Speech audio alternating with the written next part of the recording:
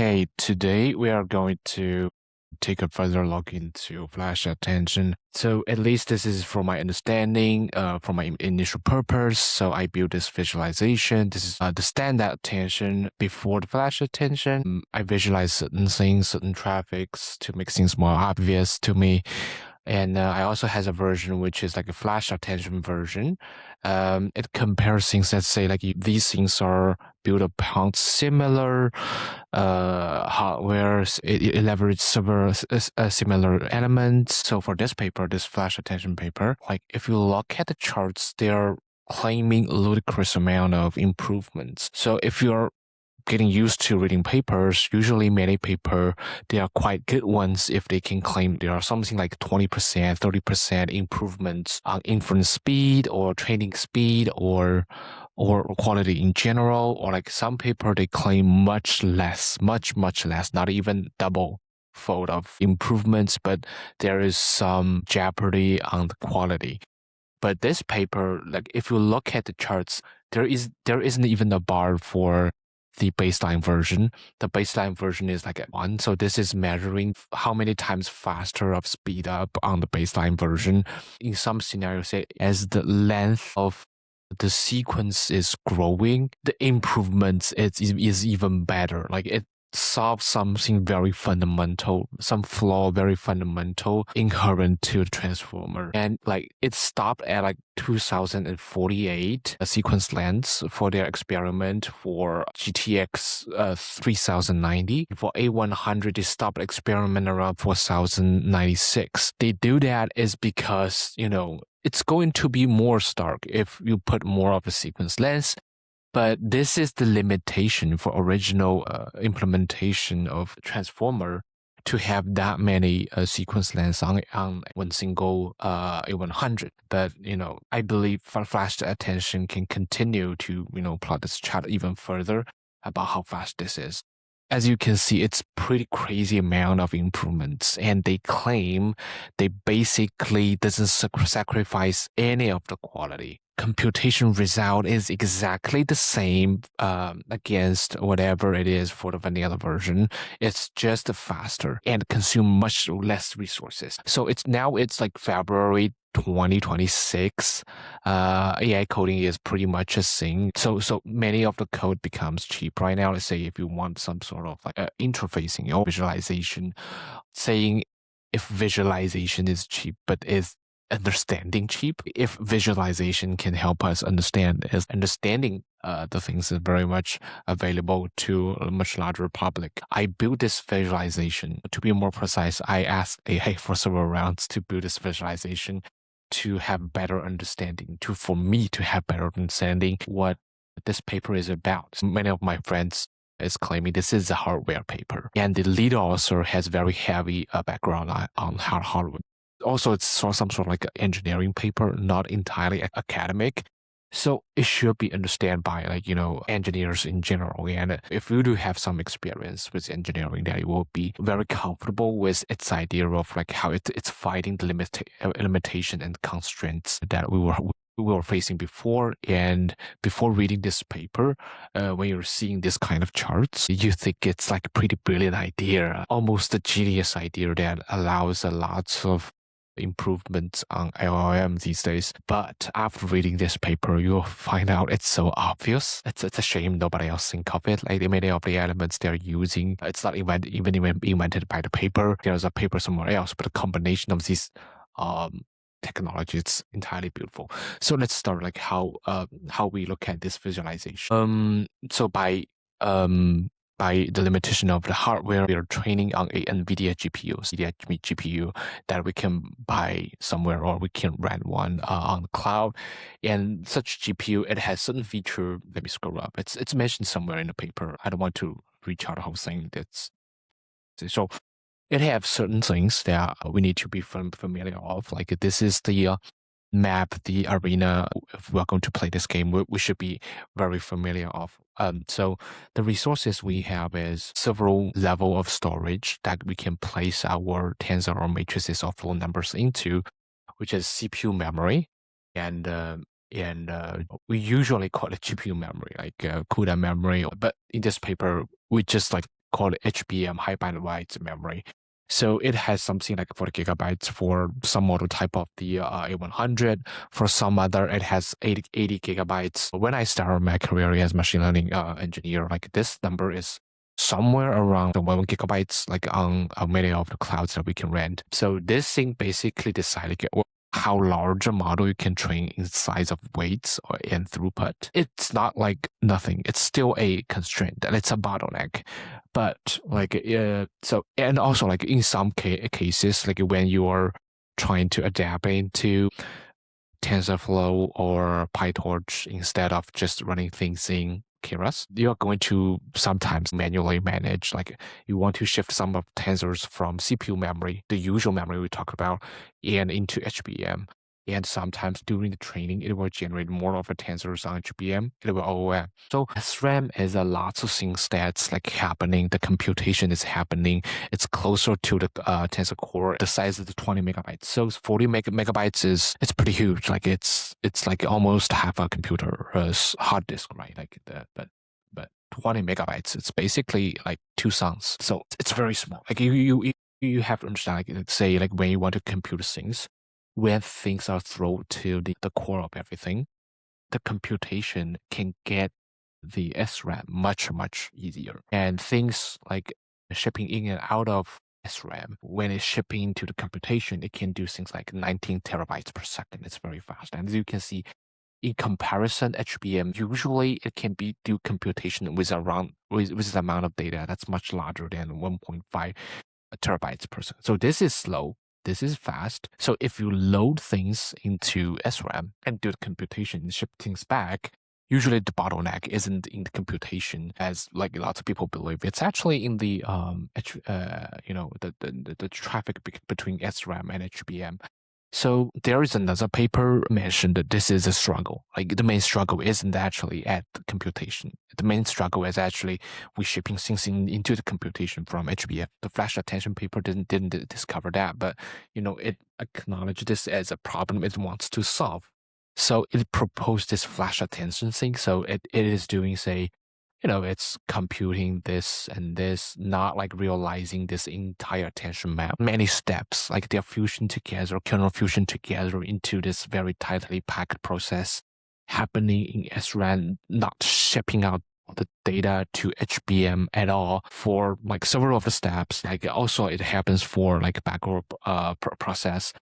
It is decreased the need to ship things into HBM. We even have less use of HBM. Okay, to understand this is where my simulation comes in. So this box, as you can see, we call it SRAM. A lot of things are going to happen within this box very fast. And this is HBM, much larger, but things that goes into and out of it, they are much slower, but they are much larger. Like as you can see, the area like pretty much represent how large they can be, and this is like to like for benefits of our visualization. The reality is even more in difference. HBM is much larger like than SRAM. Like you can only ship very tiny things into SRAM and do the computation and get result. Okay, so let's start with standard attention. Later on, like in the flash attention, we'll be having very similar structures, small area on SRAM, much larger area on HBRAM. And okay, so let's go back to the standard attention. Here, we start the whole process. One little square is a flow number. We are throwing away different batches, different number of heads. In one head, it's how it's going to do the computation. The usual transformer attention thing. You have one input. The widths is the number of sequence lengths. The height is the hidden size. Now we choose the sequence length equals to 128 tokens. Hidden size 16 flow numbers for each of the tokens. Say in space is like 16. We have weights for projection, which is like very simple linear layer. At this place, we are not even looking at like dropout and masking, this kind of operation. Could be encoders, not like totally decoders. All those linear layers, they are m dimension for input and output for hidden size, which is 16 times 16, 16 times 16. In reality, for a large language model, it's going to be much larger, of course, but this is for the sake of visualization. Okay, let us compute the first step. Sorry, let's be much slower. I built like 2-tier speeds. You have to ship in this thing into SRAM to compute like them one by one. Let me reset this thing. If you want to compute, do the matrix multiplication for X and the WQ to get the Q. So this is the query after the projection. It bears the same size of the input, but to compute this, it's not computed in one shot. You have to ship this thing in block by block for the sake of like saving some computation, because the vanilla version of the transformer attention isn't totally dumb. It was improved by a lot of optimizations. Like they always keep the weights in SRAM during the computation of projects. They just like shipping in the X and tile by tile. And the next thing is we are using Q and K, which is Q and K here, to do matrix multiplication to get the attention map before the normalization, which is like, this is just a simple step of like a matrix multiplication. It's doing this also tile by tile. You do the multiplication like this. It will be, shipping back the S tile. So this is the S matrix. This S tile, they have to ship it back piece by piece. And every time, like, we're holding a piece of this. Sorry, we're holding a piece of this, and we are like, put this in like piece by piece. So and we calculate out a tile of S, like tile by tile, and it's transporting back. So as you can see, this thing is less frequent than the transportation of this thing, but this is also pretty frequent. One large problem is you have hold this S matrix. You can see this thing is huge. Like it's sequence length by sequence length. Basically, it can mapping the relationship between each token to each token. Like it have to be realized in the HBM. It has to be kept in the HBM. Besides, you wanted to calculate the output, you do need that. You need to keep that for the backward propagation, which it's like the chain rule requires some of the result from before was kept for to get a gradient later on. So this thing was held into the HBM memory, and we are only having sequence length of 128. When this thing hits like thousands, you can see the consumption of the HBM grows quadratically according to the sequence length. This is why for a certain while you don't see very long sequence models. Back in when ChatGPT first got out, like the sequence length is usually stays comfortably around 4,000 something. Okay, after you get this, you have to compute the softmax. It's computing things and writing it back. So it's the softmax version. You also need to keep that into the HBM memory. And this is also in size of sequence length times sequence length. And this also takes time.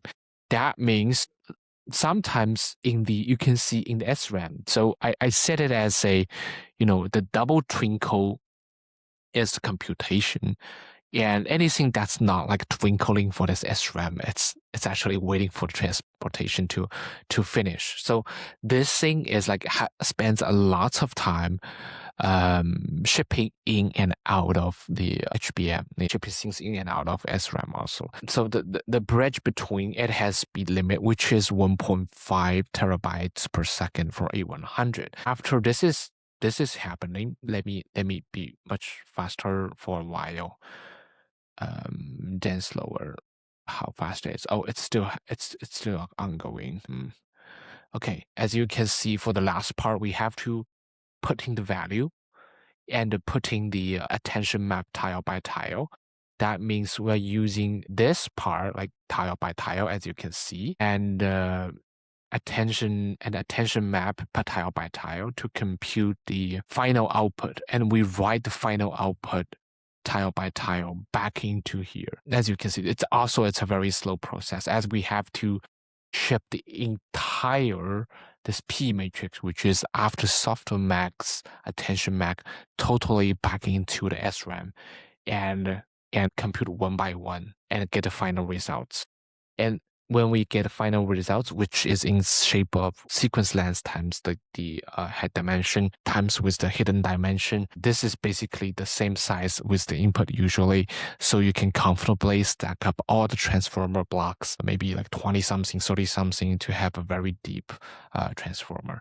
Okay, so this is the forward pass of standard. It didn't even mention like the backward pass yet within this visualization, but you can see where the trouble is. Like we have to keep S matrix and the P matrix. Sometimes it prohibiting us from having longer sequence model trained, and this shipping in and out of between the SRAM and HBM isn't very pleasant thing, as we waste the potential of SRAM. What we want is lots of things happening in SRAM, and to minimize the transportation between the whole thing. Also, but this is A100.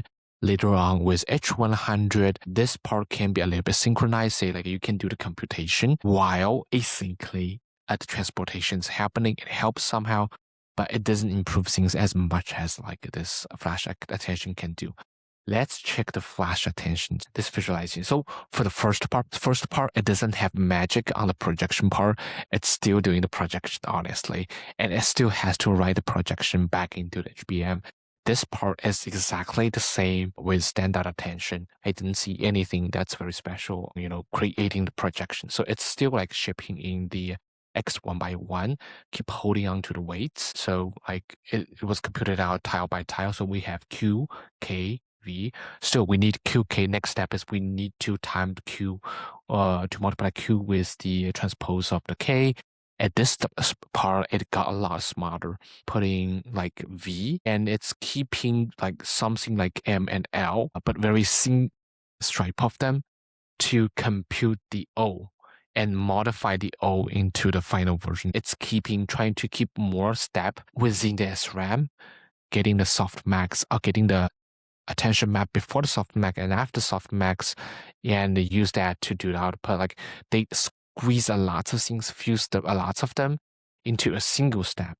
See, it never writes any S and P matrix, which is the huge ones, the largest ones that we see in standard attention, but like they never writes any of that. Like say for S, like it's not materialized. For P, it's not materialized, hence no transport in and out of it. You want that attention map, you only keep an attention map for the back propagation.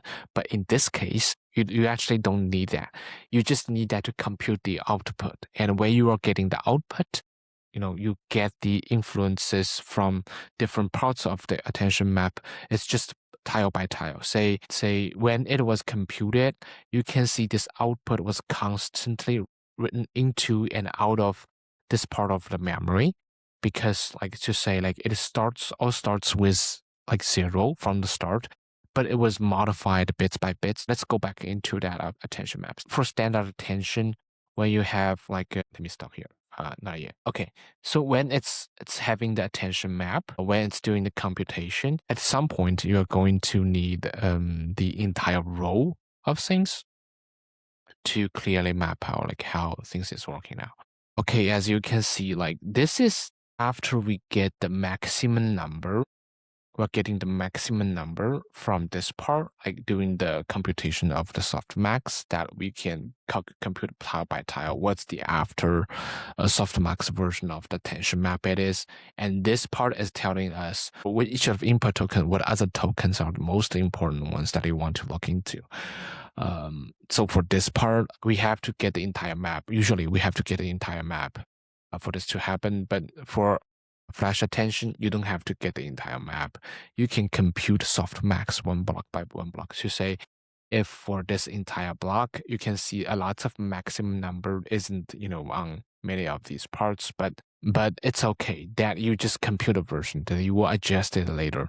So for softmax, online softmax, I designate a very specific video that replicate that process in the spreadsheet specifically to get more clear into the point for the flash attention. Like very big S&P matrix, they never got realized. They just, we still have to do this part. We still have a, O part, this like an output part in the HBM, which is okay. Like these also grows when we have much longer sequence lengths, but this grows linearly with sequence lengths, which is a good thing. Yeah, if you have a GPU with bigger HBM, you can train longer sequences. What's good about this thing is also that with proper parallelization, you can comfortably cut different parts on the sequence into different GPUs. So this is like, I think this is like these, like both of the pages, they are comparing forward pass with forward pass. You can see for the SRAM, it never surpass very high number. And once you load a huge part of this thing, it can twinkle a lot of times. Say like it can have the production of this Q times transpose of T and the raw attention map times with V to get raw output. Up until the step, like everything happens within the SRAM, nothing gets in or gets out. And after you get this output for this tile, when you want to adjust later, it's doing a lot of step at once, at least for forward pass. Like say once you got QKV, once you load the QKV, like how you times Q with transpose of K of these tiles, and how do you use that output to time tile V, and like you get the final preliminary like a tile version of the output. All these steps like they don't require extra in and out of the SRAM. It all happens within the SRAM. So that's like it never writes the materialized S&P matrix, and all these steps, like of course after you write the preliminary version, you have to adjust it back to calculate some scale of factors to scale the whole thing to make one thing possible, which is to say certain things, certain steps, they happen within SRAM that without consulting like what's the external memory is looking like. And this is good because like it fully leverage GPU at some point. It's not that, transformer because of this paper fits GPU better. It also because like GPU, because of this paper, it finds a model structure that can allow this kind of thing happen, which is to say, you have a lot of step happening within SRAM without consulting in and out of the HBM. As far as I concern, like I didn't see much of the model can do this. Like convolutions or like at least linear layers, it's pretty hard to do this actually. So it's actually why this paper I like it so much. All right, let's wrap this up with real secret sauce. We've been talking about these smaller tiles where multiple computation steps will happen at once. And honestly, that's so much better than having no I/O awareness at all. Now the visualization we just look at, of course, it simplifies a lot of things. So in standard setup, you'll be tempted to store every single activation in high bandwidth memory just to have it ready for later, for the backward propagation steps. But flash attention, it is much smarter than that. Like it basically say like it does the computation twice. I know it's counterintuitive, but like it's doing the computation twice instead of shipping things in and out of HBM all the time. It's just way more efficient this way. And we haven't even mentioned masking yet. Masking is massive part of GPT architecture. So if we have masking, it usually invites entire extra round trip for the attention map to go in and out of the HBM memory. And when you apply flash attention to a transformer with masking, the speed improvements, it's actually even more dramatic. So we also didn't dive too deep into the backward pass today, but hopefully this visualization gave you that light bulb moment. If you want to get your hands dirty, not too dirty though, like I've put the links below to a GitHub page so you can play with the visualization yourself. This has been a huge learning experience for me. If there is a specific paper or piece of tech you want us to look at together, drop a comment or shoot me the message directly. Okay, see you next time.